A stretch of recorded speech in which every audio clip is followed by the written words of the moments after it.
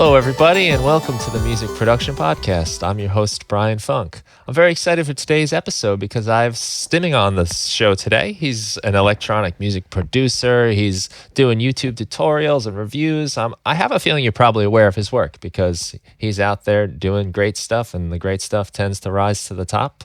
So I'm very happy to have you here, sir. Welcome. Thanks for having me, Brian. It's good to see you in person, talk to you in real life. I'm used to seeing you in the YouTube world, and to be able to interact is a lot of fun. What real is relative, but at least it's like real time, and it's a video interview, right? So yeah, the interaction is a nice part. That's right. It's still 21st century kind of, right? We are having real video, a video call is normal. Yeah. It's something normal, yeah. I can remember it's great, isn't it? Growing up, and that was like the future. You would have your TV phone. And now it's become kind of everyday life. Did you still experience the time where we didn't had mobile phones? Oh, yeah. Yeah, okay, because me too. But like the generation which is growing up right now, they don't know about it. They just don't know how life is without a mobile phone, without the possibility to asking a question or getting to know something like in a second. Yeah, like we had an encyclopedia, right? Like big books with knowledge and that stuff. Here's everything on the letter A and letter B and letter C. I can remember even before the internet. Really, I think I was 14 years old the first time I went on America Online to do like instant messaging and. Right? Yeah. Yeah. That was a very exciting and like anticipatory sound. You knew like something was coming. What's on the other end? Yeah. Oh, there's a picture. Is there someone writing something? Yeah. And here we are. But it is great to have you. I've been enjoying your work quite a bit. The new album, Ludwig, is super cool. It does some of my favorite stuff. The blending of the organic sounds, the electronic sounds, in a way that is very fluid. I mean, it doesn't feel like here's an electronic sound, here's an organic sound. Like even the electronic sounds have like the organic feeling, and the organic sounds have like some sort of manipulation that help them work together really nicely. Well, that's a very nice compliment. Yeah, that's a very nice compliment. Sounds like you understood what I was chasing after. Like I was trying to achieve, to kind of mix, like to put down the barrier between the real world and the digital simulation, kind of. To get the human into the machine and to get the machine into the human. Right. And that's pretty much what's happening to us right now in our world. We're I'm afraid, metamorphosis phase or something going on. I mean, we have a little computer in our trousers, right? That is able to do video calls. That knows a lot about us. People are making money with knowing stuff about us, which we don't have no idea what it is exactly. Yeah, that is something I've been pretty fascinated by lately. Just really paying attention to how well the computers know us better than we know ourselves half the time. Oh, I didn't know I was going to be into that. And now I'm into it. Well, they don't know us, but they have some knowledge, and we don't know about it. And people are making money with it. That's the interesting part. Like they're making money with thoughts, right? It's like that's what happens practically, right? It's like thoughts. It's immaterial, and they're making money with it. It's a gold mine, and we have no clue how this works, right? Yeah. Do you have a clue? Well, I guess some people do. I think what we don't have a clue about is what it's going to mean for us down the road and how it's going to. Good point. Yeah. It's sort of maybe that like art imitates life thing where the the AI predicts what we're gonna do, and then it makes us do it, and then we react to what it's already given us, and who knows who's in control anymore after a while. Yeah. So you mean like a self-fulfilling prophecy, but AI-driven? Right. Yeah. Uh-huh. Yeah. The word I was searching was alchemy. It's alchemy. Alchemy. Yeah. Yeah. Like making money out of thoughts of someone. That's not bad. And of course, it's the Americans. It's the Americans that do it. They are always very, very fast and at the very forefront of next level money making, basically. It's a wild world, I'll tell you. I think your album is very fitting for the times, though, in that kind of like crossing over, coming together feeling that it gives. I mean, for instance, like it starts out with a very natural sounding piano. I assume that's an acoustic piano, just based on some of the. That's me. Yeah, so you're sitting at a piano and you can hear the mechanism of the piano. You can even hear me.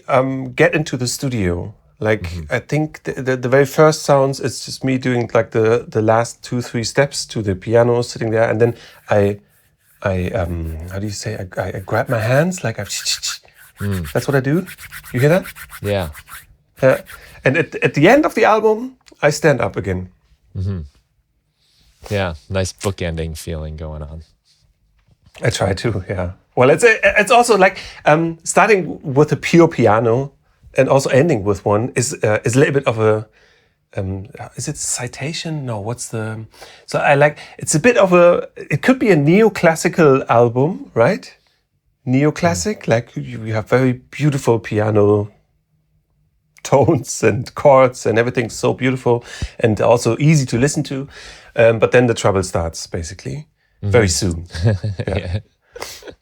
Yeah, and then we wind up where we began and move on. It has a nice flow too. Something I always appreciate in some of my favorite albums is when they just kind of songs flow into each other. You know, they don't exactly end. They kind of like melt together. And you do a really nice job connecting things, whether it's through field recording sounds or just instruments that kind of overlap into the next part. Thank you. It was a little bit, maybe that comes also from my life experience, where the job of playing a live set is blending tracks into each other. And how do you do that? And basically, what technique do you use? And what made it really easy, or let's say the album, the idea was, okay, the energy should evolve into something quite strong at the circle of thirds is pretty much just quite strong energy, I suppose. But to really make like a curve that's going up, and then in the very end there's the relief and everything's easy again. So you have that in mind, not while making the album. No. It's not that I write something down and okay, this is how I do it. No. I work, and then at a certain stage, while doing like 40% of the work of the whole track, roughly, there's this point where the track is telling you what to do, right? You just like you need to fill the empty space and put elements in there like a puzzle pieces, and then at a certain point, you already can imagine where this is going, and then it's like the track is controlling you, not you are controlling the track. And with an album, it's pretty much the same, with the only difference that the amount of work that is put into is much more. So when I had like 7-8 tracks that I was very confident with, I started to kind of think of it as a whole picture. Before that, I just made tracks. Right. And now you're starting to see some sort of connective tissue. Yeah.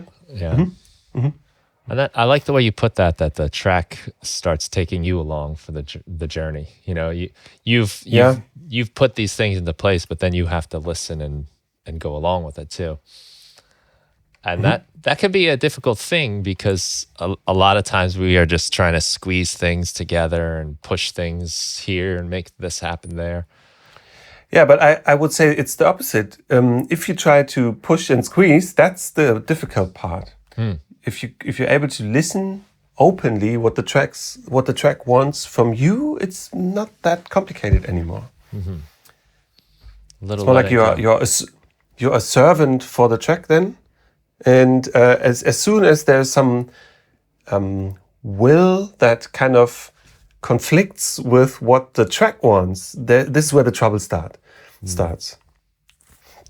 Yeah, But of course, every track is a fight. There's no doubt about it. It's always a fight, but it's one that I win in the end. Yeah, I can kind of get into that idea because for me, like a lot of times when I'm working on a track, if I'm like trying to come up with vocals, like the song, the chorus, the verse, I tend to do a lot more of that kind of stuff. So I've never really had much luck like writing the lyrics first and then putting them to the song. It's usually a matter of me singing, blabbering, gibberish, nonsense coming out of my mouth until I find, oh, that's nice melodic contour. Ooh, I like the way those syllables go together, rhythmically even. Okay. Mm-hmm. And then once in a while, something comes out of your mouth, a phrase, and I'll listen back to all this stuff and I'll hear, oh, I liked that line. And that's often where my jumping off point happens. And I feel it's like a natural process where I'm not forcing it. I'm just throwing out a bunch of nonsense, basically blabbering. It's silly sounding until something sounds like it likes the track. Yeah. So it feels more natural that way. And I tend to have my best results when things work out in that manner. Yeah, I totally agree. It's sometimes it's a little bit like a gift that we get. If magically things fall into its place automatically, that's like having a gift from the universe. Because sometimes it's so hard work to make it work. Right? Sometimes, like, those mixes where they just don't fit and you don't know why. It's nice to hear you say that. I mean, I'm sorry that it's difficult sometimes, but it's nice to hear. I mean, I don't run into many people that say it's easy ever. Everyone seems to have that battle in there where at all levels, people that you would think they're rattling off music like crazy, they're still like, drives me nuts. I can't get past this, or I get stuck. But something happens, and a lot of times it sounds to me like it comes the moment you stop fighting almost, and you start like cooperating with the music. Yeah. So. Well, the best things in life don't come for free, right? So the more complicated it is, the more complicated to reach it, the better the things become. What I meant with every track is a fight that could be.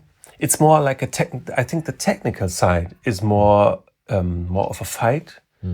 Getting the mix right, doing all the little details that might be disturbing, unclicking, like doing fades on every freaking clip, taking care that it's clean and polished. But as you're a little bit, as you know my music a bit, you know that I'm not polished at all. But it's like it's something I do on purpose. It's like it's some dirt and textures that I leave there on purpose. But so that also means it's controlled. So I need to exactly know what I'm doing. And this sometimes is a fight because it's overwhelming, right? It's a lot. It's so complicated how things react to each other. My wife is taking care of the son. He's unhappy right now, but she's taking care. It's so complicated, and I think that's something I let me say I miss, or I'm trying to express during my my videos that the actual making of the music is something very, very complex. Very. It's not rocket science, but it is always doing something that is above our consciousness. So it's every time you do a track, it's in the end it's more complicated than you can imagine. Like I cannot follow everything to the very end in any track that I do. The question is, how much can I control, and how much is my brain able to focus to kind of keep things in control? I noticed there's like a nice delicate balance of complexity and simplicity and like emptiness. And that's something I actually really enjoyed about it too, because there is a temptation, of course. We have as many tracks as we want and as much gear as we need, or whatever, plugins. You can really fill in space to the detriment of a track where it loses its vibe, it loses its feel. Yeah. And I've really appreciated the openness of the music, but there's still always some sort of thread that kind of pulls you through, even if it's some kind of like rustling sound or just a little texture, a rubbing, a cranking type of thing happening. Now, the question I wanted to ask you, I guess, was, does that all sort of come together at the same time, or is there like a point where you're listening to it where you might say like, it feels like there needs to be something here. There's too much space. And how do you know not to cross that space where you've kind of filled it in too much that we kind of lose the picture? Yeah, that's a good question. Why do you stop? Is basically, I guess, that like kind of universal question. Yeah, how do you know when it's done? How do you know when it's done? Yeah, the standard question. Yeah. So I suppose it's a little bit. I always try to put as much as needed inside the track, but not more. And like if we go back to the album and talk about what I did there, I would say there are a couple of moments where it's like overwhelming. The 10,000 Miles from Home, for example, it's like very, very much in there. And I played it on those Function One monitors. I don't know if they're like the coax monitors, and it's like already it's a very high quality PA, but it still has this PA sound. And there I realized, at this point I definitely made it a bit too full. And here I always when I do live sets and I play my music on huge sound systems, which I'm lucky to do from time to time, and that's what I'm very thankful for, to be able to play on huge PAs, because I love it. But there I realized I still put too much in it. I still haven't found the perfect balance. So maybe that's my challenge for the next 10 years, to balance it even more. Well, it is a tough one, because like you can always add more. You can always put another effect. You can always. And I can definitely see myself at times feeling like, well, I didn't try everything yet. Let me try this. Let me try that. And I've definitely ruined many tracks that way, and just like scratched like the last few weeks of work for just the stuff I had on day one. That was just there it was in its nicest form. Yeah, I was this project of mine, Beats on a Budget. I don't know if it's already time to talk about it, but the idea was to like find the minimal setup to do music on a like proper level, let's say. But like, what do you actually need? So I was looking for freeware DAWs out there. Reaper is one. What's the one called, which is bought from Bandcamp? Anyway, there are a couple of freeware DAWs that are very, very powerful.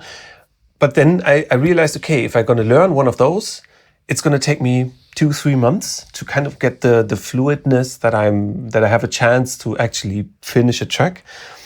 So I just bought Ableton. What was it? Like, there's the 8-track Ableton, I think it's called Lite, and then there's Ableton Intro, which is the 16-track. And I started with the Ableton Lite. That's the one that when you buy one of those Akai controllers, then they just put it on top and so you can start doing stuff. But I realized quite soon that the 8 tracks limitation is too much of a limitation. I really recognized it's possible through the drum rack, or what's it called, the drum sampler. Yeah, the drum rack.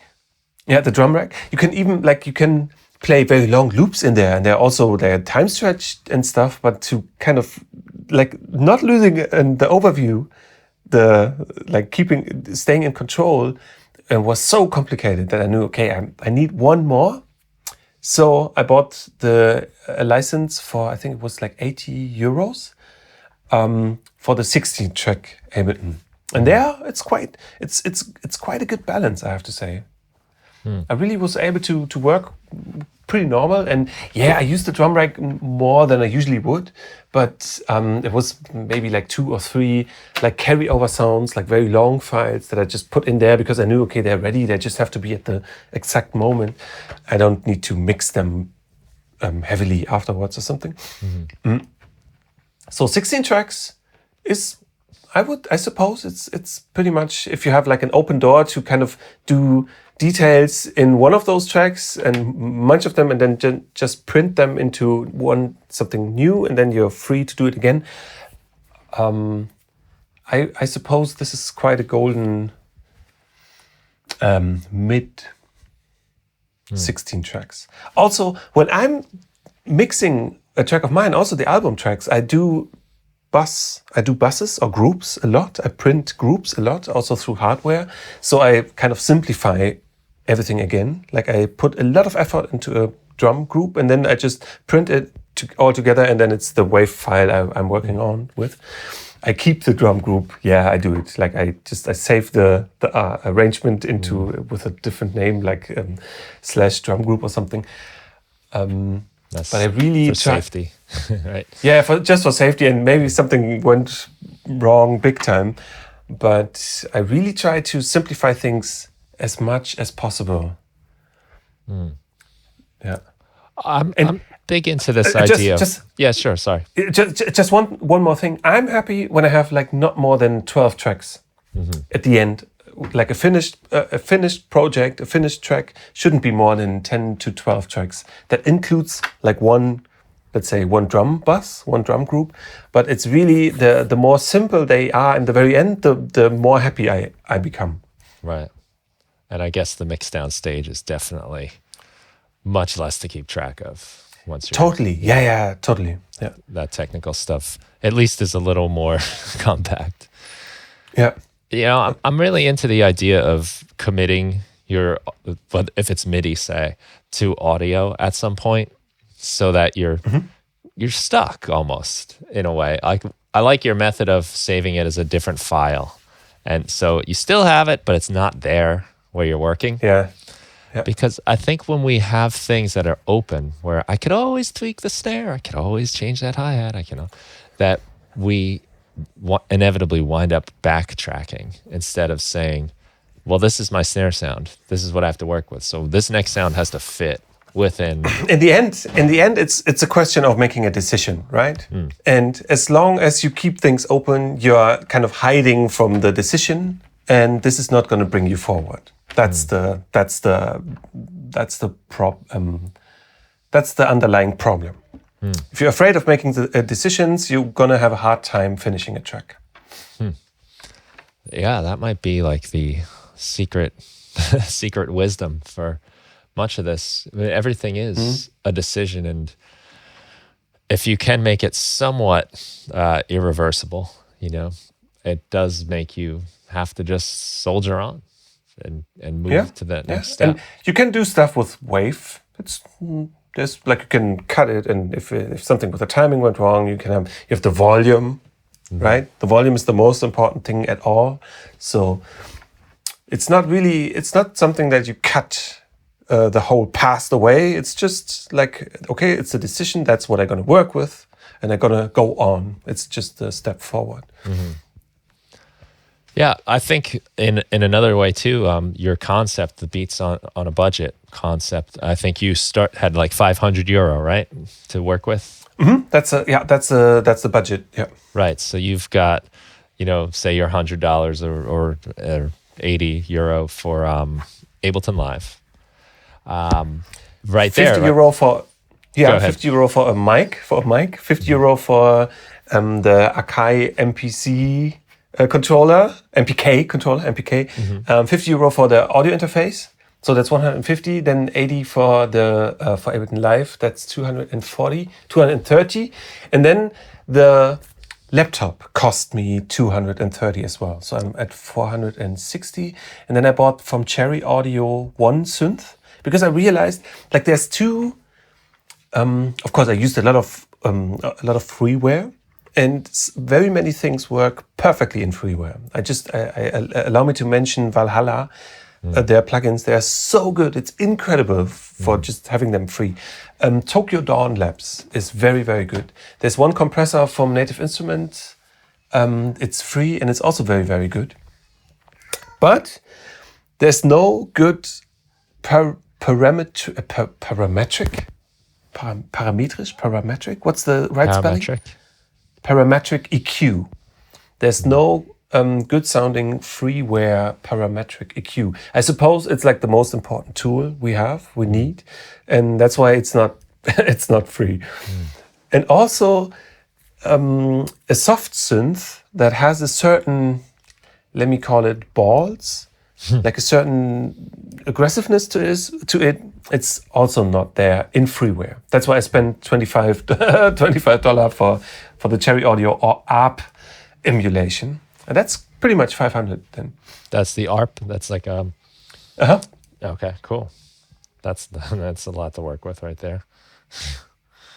Yeah, totally. I mean, the ARP alone is a machine where you can spend like 10 years with it. Yeah. With this just little piece of software, you can spend 10 years and still don't know exactly until the very end what's going to happen if you combine this with that. It's crazy. Like the possibilities, it's crazy. It's driving me nuts, the possibilities we have. Yeah. Yeah, it's true. Yeah. And it doesn't lead to anything, right? Does it lead to somewhere? No. People still use presets, of course. So with just that, you're able to put that together. That's great. And I think it's empowering because, there's so much, maybe it's the marketing or just the allure of the gear itself that's really exciting, that can lead you to believe that I need this. You need all that. Before I can make my hit, I'm going to need this and this. I'm going to have to invest all this money. And it's a great way to never get started. Totally. Or never find the finish line. Never find the moment where you say, okay, it's done now. Yeah. So I think that's a really excellent message for people. And I think especially coming from you too, because you do go through a lot of gear. You do like to stay on top of what's new and what's happening, but to also just show that other side, that say like, hey, it's not the gear. In the end, you don't really, it's not the gear. No. In the end, you don't really need it. Yeah. No. It's just like what it is like all the new gear and I mean, technology is evolving, right? And that's a very beautiful thing, but it's really still, it's the human that is controlling it. Like imagine what people made with a 303 and it's still, well, for me, it's not really interesting anymore to hear a 303, but it has a relevance and it's a freaking simple piece of, what I'm about to say, synthesizer. And it's the people. Right. It really is the people that do the difference. Yeah. That's a great example for that point too, because it was designed more to be like just a bass to accompany you as a musician. And it took on a whole, created a whole genre essentially, just with that zappy, squelchy sound. Before we started talking, you mentioned the perfect machine. And I'd love to just hear your thoughts on that again, just so everyone can hear. You were saying, you were on the hunt for the perfect machine. I was just like, probably everyone else who's like starting with making music and seeing all this great gear and the great possibilities and the possibilities to touch it and like get real electricity out of it. And I remember like the first machine I ever had was the Electribe ER1, the red one, the red Electribe.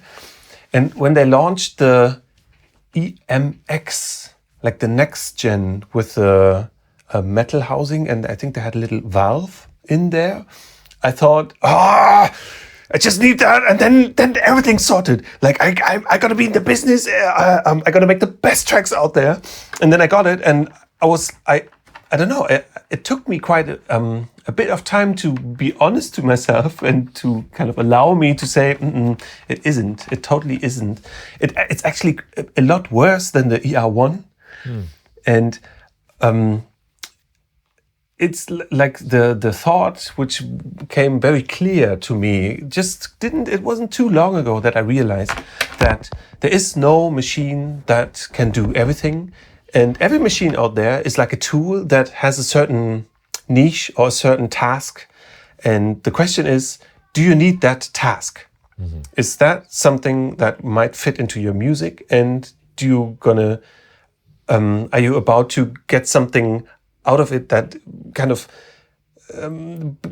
has a meaning, right? And just buying hardware for the sake of buying hardware for all the beautiful possibilities, and then it doesn't fit to your sound, it doesn't make any sense.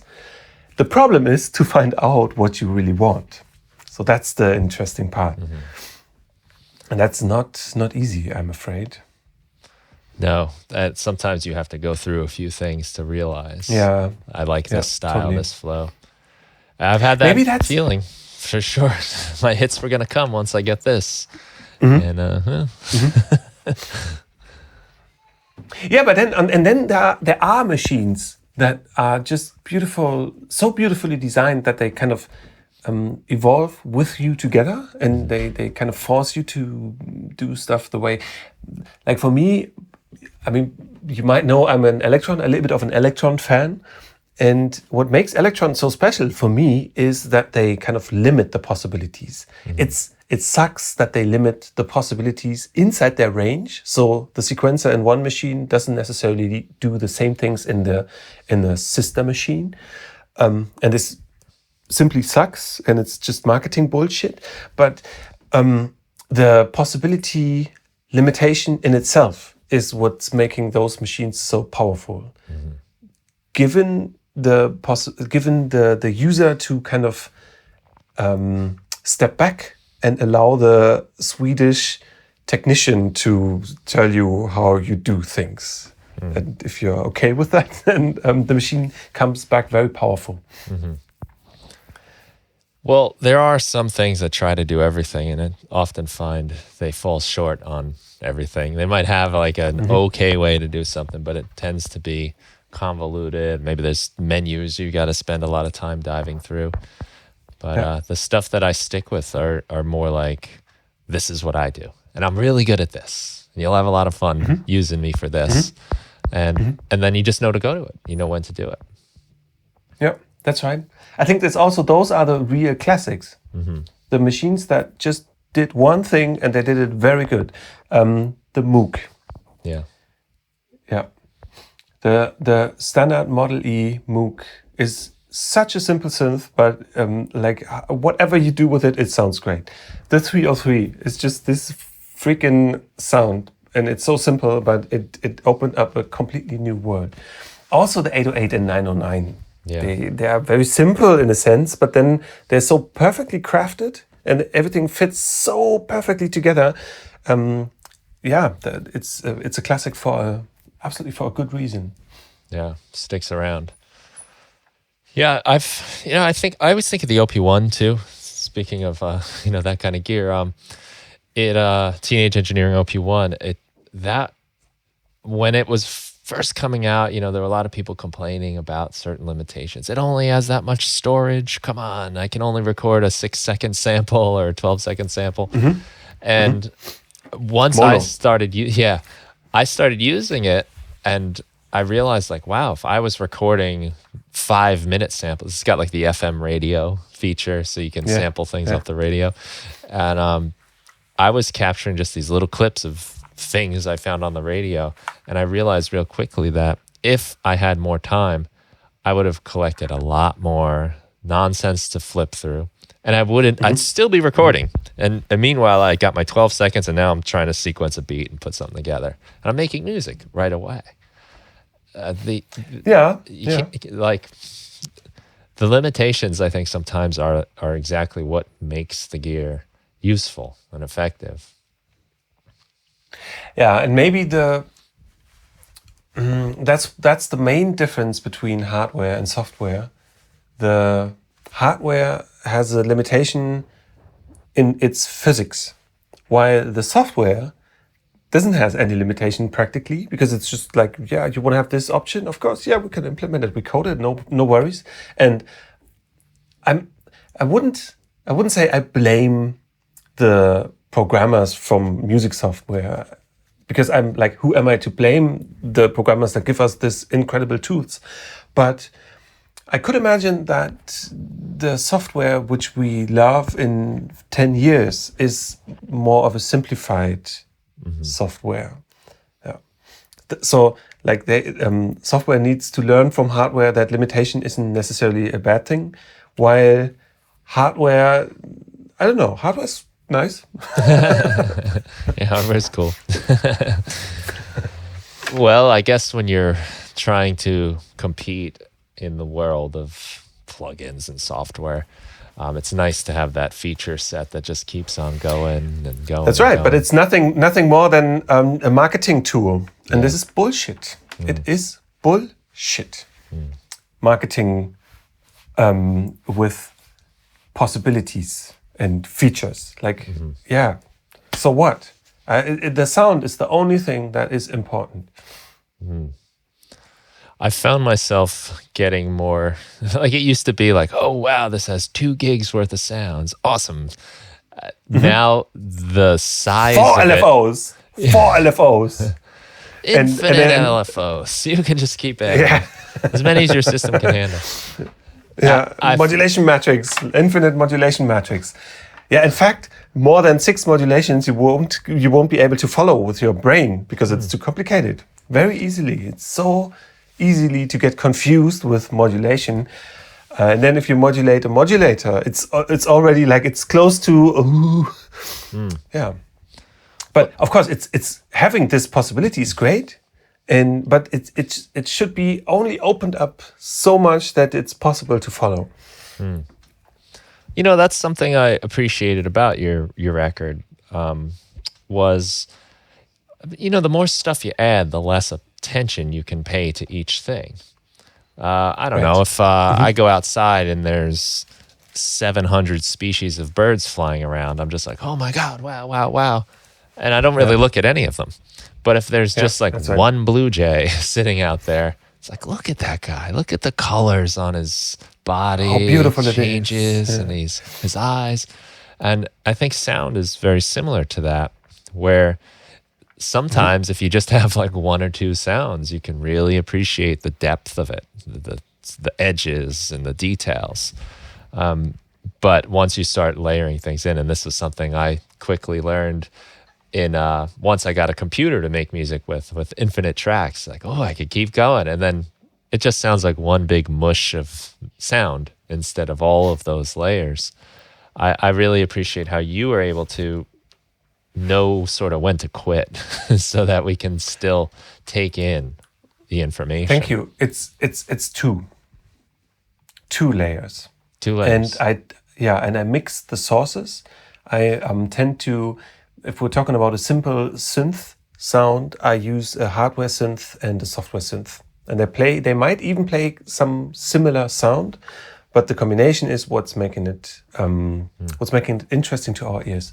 Also, if you're just working in the box, then using 2 different synthesis methods, combining 2 synthesis methods, is what I suggest to do. Or using like one soft synth and then recording a real sound with some kind of tonality and just put it on top of just layer it, but layering a little bit of a dirty texture that is connected to the original sound. And it can be just put it in a sampler and filter everything up until like 8K. So it's just only something on top.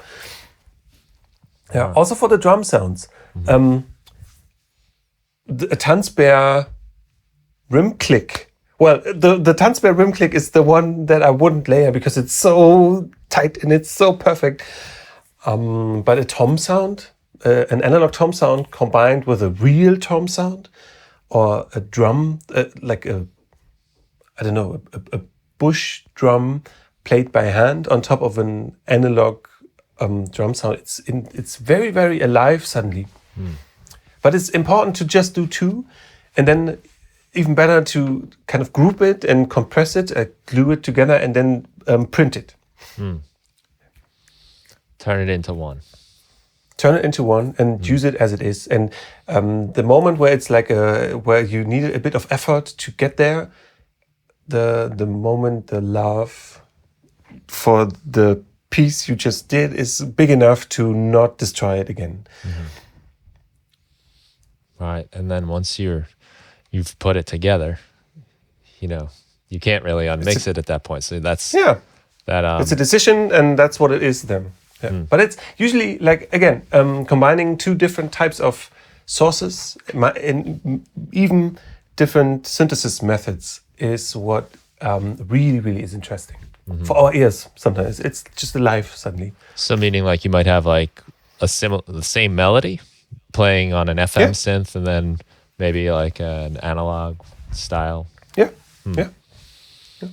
That's cool. And then they can round each other out.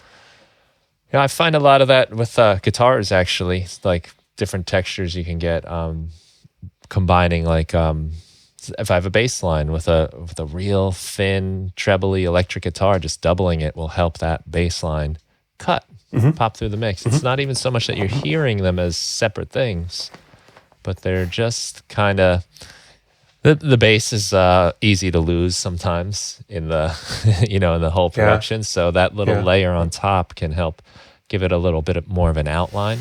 That you can follow. Sometimes I'm thinking about the reasons why it is like that, and I have this theory that let's say the problem in our digital music environment is that everything's so clean, right? It's so mathematically correct.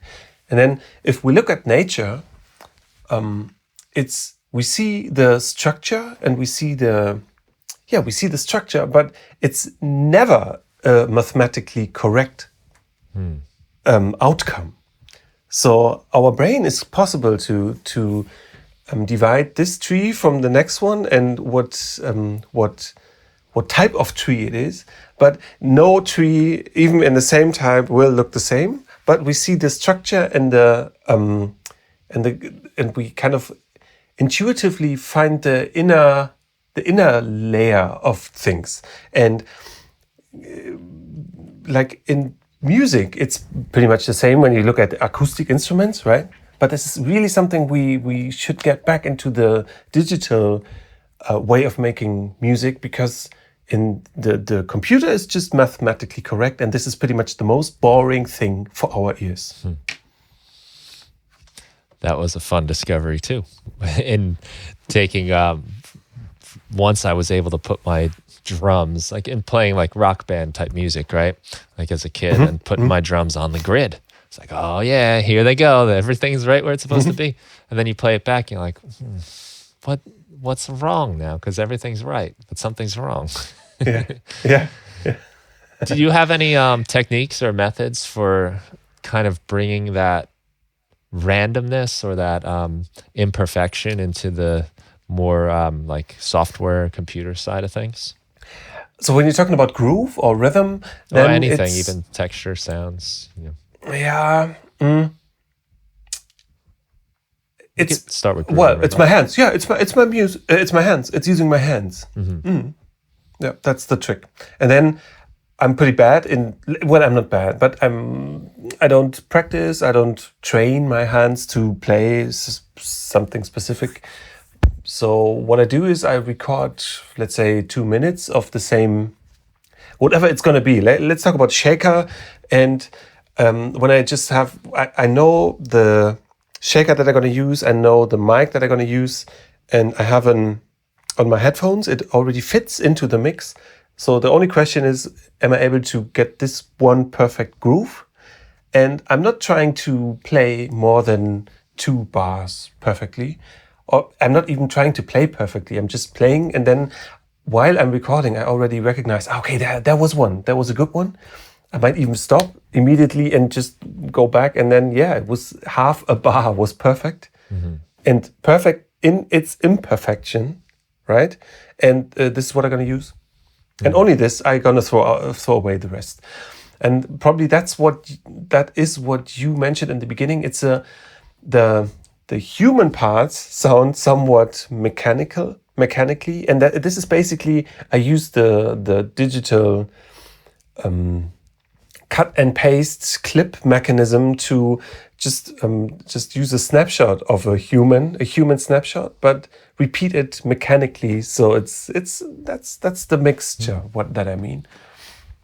Right. And this basically works for anything.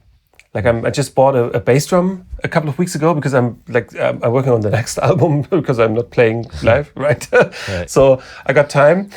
I just bought a bass drum, and then I have this snare from Sonor, and I just did those trip hop beats, just the bass drum and a snare drum, and finding out the right recording situation, like which mics and stuff, was not easy. But then I just played them, and I have like 7 or 8 tracks where I just played drums on top. And one day I'm gonna listen to all of them and cut out only a very, very short snippet. But it's a pain in the ass finding this short snippet that's the perfect one. Yeah, but it'll have that. It'll be the perfect repetition Mixture. of that. Yeah, exactly. Yeah. You'll get that slightly human, off the grid type thing, but in a regular fashion that'll make it start to sound. Yeah, that's cool. And I can hear some of that happening on the album, where there's stuff as it starts out feeling very, very organic, but then through the repetition almost starts to blend in with the more electronic, and it's a cool way to morph the two together. Yeah, I mean, I was supposed to be a techno producer. So techno is the musical style that embraces the pure mathematical repetition. While that's not true, the only question is the amount of irregularities is just very tiny. I mean, look at when we were talking about 808 and 909, they're not mathematically correct. They're a little bit out. They have a little strange swing in it, and this is what's making it interesting. Even something very tiny coming from a machine, that's the difference. You cannot just throw 808 samples into your sequencer. It's not going to sound like an 808. Yeah, right. You're missing that those electronics firing in real life and hitting. And they're not doing it totally correct. Yeah. They're just doing it like 99.7% correct. They're really good at it, but they're not the computer. Yeah. I have this back here is a Moog realistic. It's like the Radio Shack realistic synth they make called the MG1 Concert Mate. I think it's a lot like the Moog Rogue synth, but it was designed for people, the regular consumer usage, not like audio professionals. It's like a home organ, something like that. Kind of, yeah. A little bit, yeah. Yeah, it's got the Moog name, I guess, but it sounds really cool. But mine is a little broken. For whatever reason, underneath there, when they made this thing, they put this foam. I'm guessing to probably prevent dust from getting in places. But but the foam degrades. Yeah, and the foam gets sticky. Exactly. Yes. And I think that's probably at the root of a lot of my problems, where my sliders, they won't do anything, and then and then all of a sudden they're working. Oh no, why did they do that? They could have known. Maybe.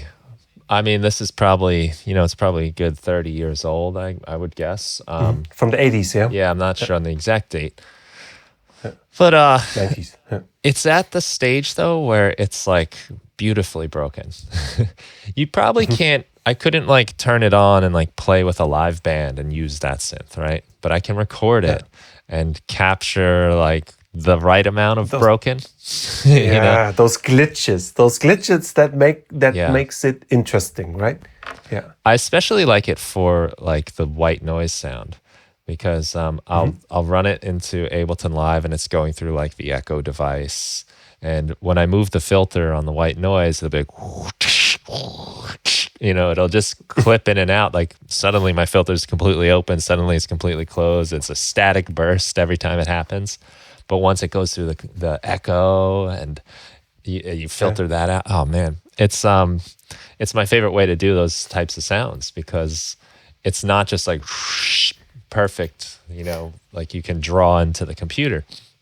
It's just kind of like, what's going on with that thing? It makes you think. Instead of just saying, there's another riser, there's another this, it's like, oh, what happened there? I love that about it. And it's beautifully broken, perfectly broken. Maybe in a couple of years I'll need to get it fixed. But right now it's like, it's dangling in that perfect position. Yeah, it's so strange because like, doing this from a mathematical, like programming something like this, it's close to impossible, right? Like doing something as interesting as this failure of a machine, but beforehand with automation, it's not really possible, I'm afraid.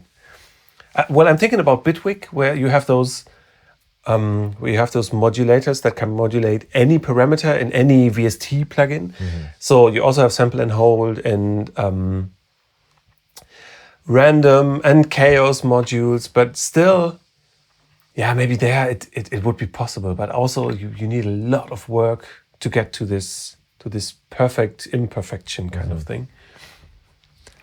I do a little bit of that sort of finagling inside of Live with the Max for Live LFO. Max for Live. Mm-hmm. Yeah, you know, because the LFO is kind of like that. You can modulate anything you want with it. And is it in 11 now? Yeah. That you can do it on any? Yeah, 10. Because in 11. 10 it wasn't. 10. Okay, all right. Yeah. It already was there. Oh, yeah. In 11, it's a little more. They kind of like group. Yeah, they kind of grouped some of these Max for Live modulators within your regular effects. You know, like when I'm teaching Max for Live, I don't program or anything, but I like to show the students, hey, you can still use it. It's any device. It's just like any plugin. You don't have to know how it works. But it's a little more obvious, so it's a little less scary. But you can just a whole bunch of random stuff, a little slight here and there, and sometimes you even modulate the modulators so that you don't know what's going to happen. It's some setup work, like you said, but it's a fun way I've found to make things a little messed up.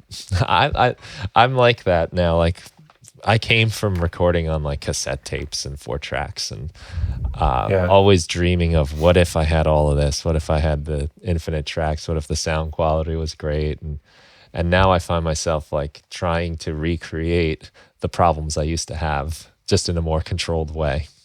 So I miss sometimes like I'll run my sounds through like an old cassette tape or something cheap just to get that feeling back and those problems a little bit. And it sounded not too bad. Yeah, the cassette. Well, not too bad. Yeah, not too it's bad. It's a bit noisy, but the saturation was nice and it glued everything.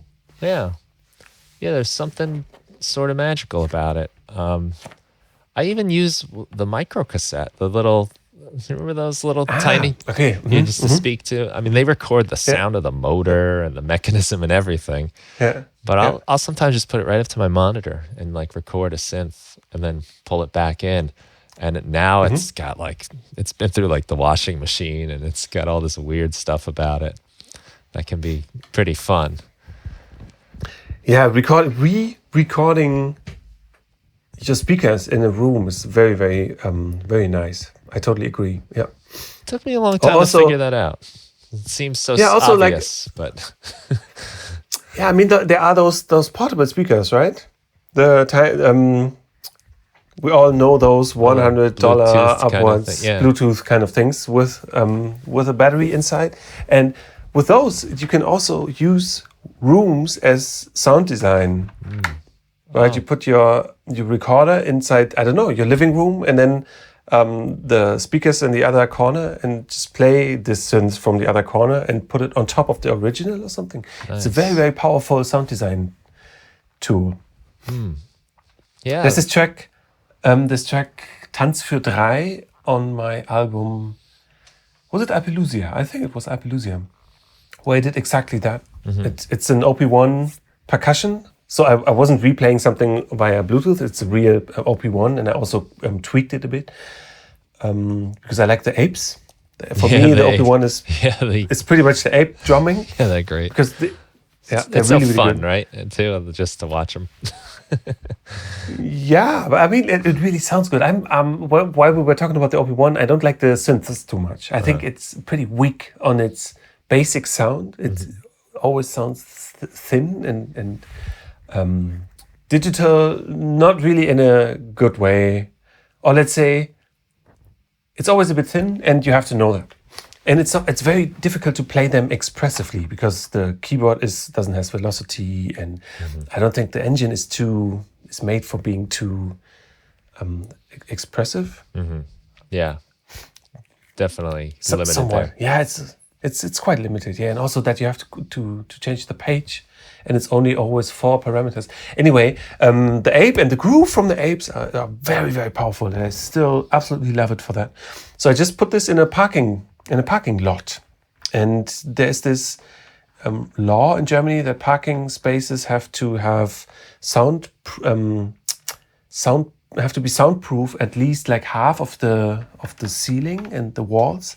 So I just had this Bose speaker which pointed into one direction. It wasn't an omnidirectional one, but just placing it like just showing the speaker to a different angle inside the parking lot made the sound drastically different. It's really something that you would never be able to. You could with very complex programming with software, reverbs and that kind of stuff. But like doing it in real life and recording it with Neumann mics, but that's not the point. That was very valuable in the end. And the action itself was like 1 hour maybe. Yeah. Oh, I love that. I never thought to use. I got like a JBL little thing. Yeah. But I never thought about recording in that way with it, to use the rooms just like the old school way of creating reverb, putting the speaker in the long hallway and the mic on the other end. That's a great idea, because they're so easy to carry around, and I'm sure even with just any kind of recorder, really, it's all going to add character, even if it's not Neumann's. If it's your phone, it's going to impart its personality into the recording, which is what you're trying to do, I suppose. So, I love it. I'm going, and it's making it special, like immediately. It's a special recording and an individual recording, in the moment you do it, and that's quite valuable, I think. Oh yeah, I did this on the album though. Quite a lot.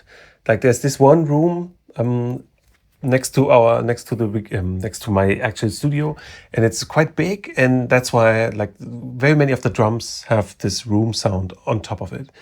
Or on the third track, the cellophone, it's the C15 synthesizer from the flagship, the big digital flagship synthesizer, and it's gonna play through a keyboard amp.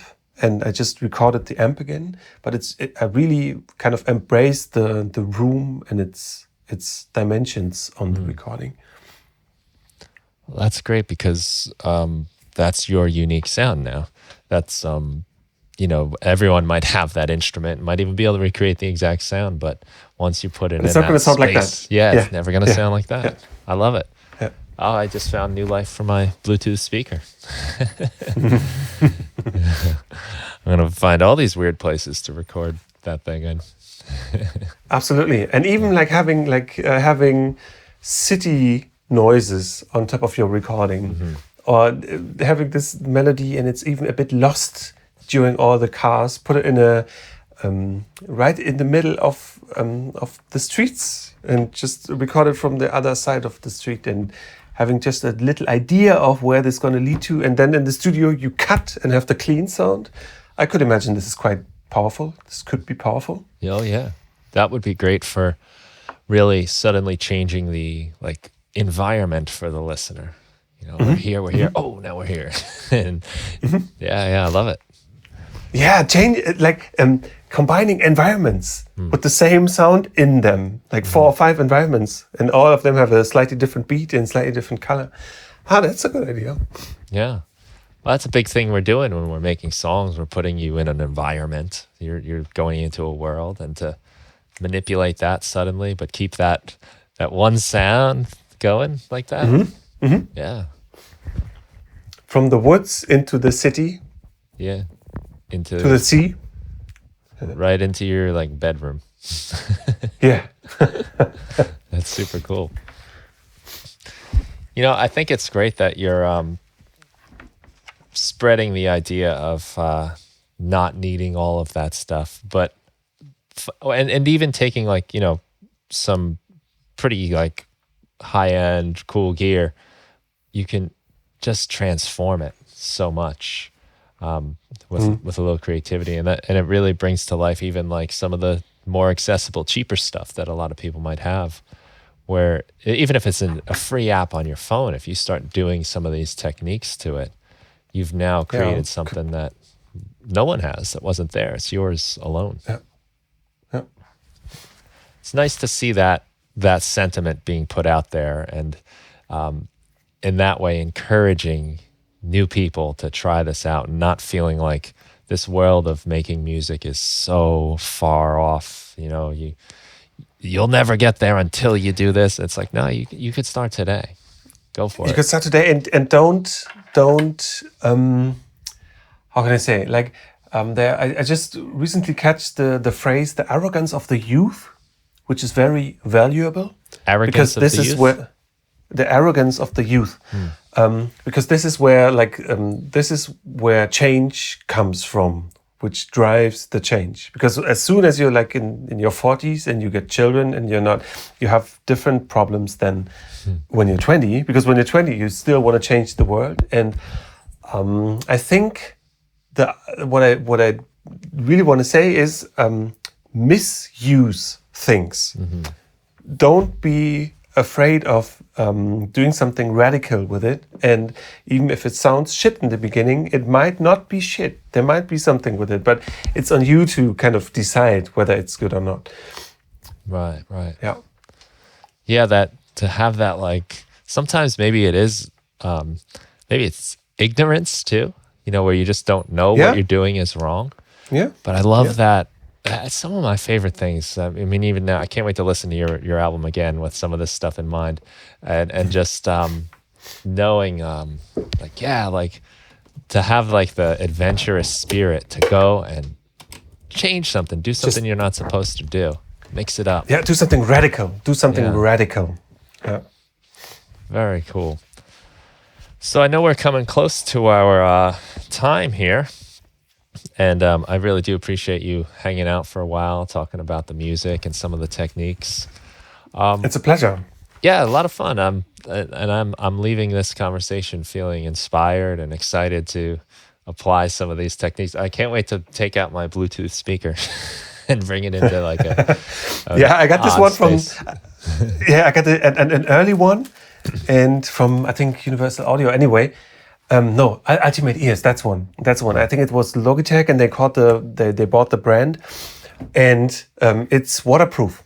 And I want to throw it in the bathtub, and I want to record the bathtub. But until now, I wasn't brave enough. So maybe that's the radical thing I'm gonna do this year. I'm gonna throw the Bluetooth speaker in the bathtub and record something. That's awesome. Be careful though. Don't be in the bathtub when you do that. Yeah, it's just 5 volts. It's gonna bitzel. Oh. That's pretty funny though. Hey, you know, see what happens. That would be a fun video to watch that happen. So, I know we can send people to stimming.org, stimming.org. You're pretty easy to find on any of the streaming services, Spotify, That's right. Apple. Is there anywhere else I also, you'd like to say? I also got my own Bandcamp page where you can buy the Ludwig album because it's on my own. It's on my own label. Okay. And it really seems that Bandcamp is the place where you can where the most share of what the customer pays. The biggest share is really on Bandcamp. So if the album costs 10 euros, what I get is I think €8.50, and that's quite a lot. It's €7.60 because there are taxes reduced as well.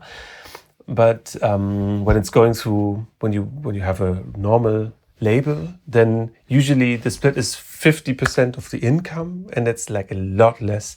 And of course, if you're streaming it on Spotify, what really comes into my pocket is close to nothing. Yeah.